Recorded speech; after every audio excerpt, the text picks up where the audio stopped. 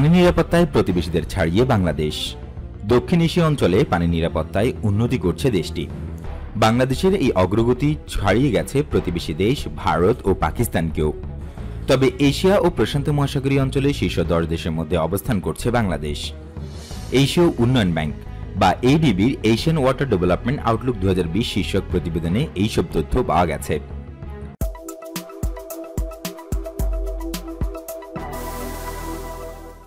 প্রতিবেদনের তথ্যানুযায়ী গত 8 বছরে পানি নিরাপত্তায় বাংলাদেশের স্কোর 5.8 পয়েন্ট বেড়েছে। 2013 সালে বাংলাদেশের স্কোর ছিল 47 পয়েন্ট, 2020 সালে তা বেড়ে 52.8-এ দাঁড়িয়েছে। আর 2013 সালে ভারতের স্কোর ছিল 46.3 পয়েন্ট। চলতি বছর পর্যন্ত তা 0.5 পয়েন্ট বেড়ে 46.8-এ অবস্থান করছে, যেখানে পাকিস্তানের স্কোর মাত্র 42.7। দক্ষিণ এশিয়ায় গত 8 বছরে সবচেয়ে বেশি উন্নতি করেছে মালদ্বীপ, এরপরই বাংলাদেশের অবস্থান। চলতি বছর এই অঞ্চলের দেশগুলোর মধ্যে পানি নিরাপত্তায় যৌথভাবে শীর্ষে রয়েছে মালদ্বীপ ও ভুটান, যার স্কোর 62.8। এরপর শ্রীলঙ্কা 60 পয়েন্ট অবস্থানে রয়েছে। বাংলাদেশের পরে রয়েছে নেপাল, ভারত, পাকিস্তান ও আফগানিস্তান।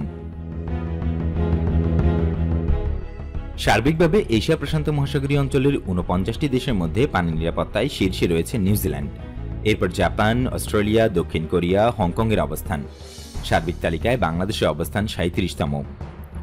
প্রতিবেদনে বলা হয়েছে প্রবৃদ্ধি ও টেকসই উন্নয়ন লক্ষ্যগুলো বা এসডিজি অর্জনের জন্য পানি, স্যানিটেশন ও অন্যান্য পানি সংক্রান্ত অবকাঠামো ও সেবার ক্ষেত্রে সব সরকারি বেসরকারি বিনিয়োগ এবং উদ্ভাবনী অর্থায়ন বৃদ্ধি করা জরুরি।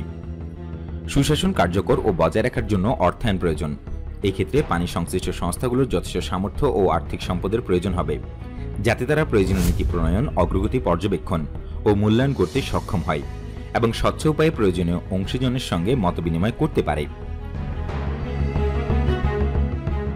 প্রতিবেদনের মূল সুপারিশগুলোর মধ্যে রয়েছে কৃষিতে পানি সাশ্রয়ী সেচ, গোষ্ঠীভিত্তিক পানি ও স্যানিটেশন সেবা প্রদান এবং স্থানীয়ভাবে সহনশীল দুর্যোগ ঝুঁকি হ্রাসের ব্যবস্থা গ্রহণ করা।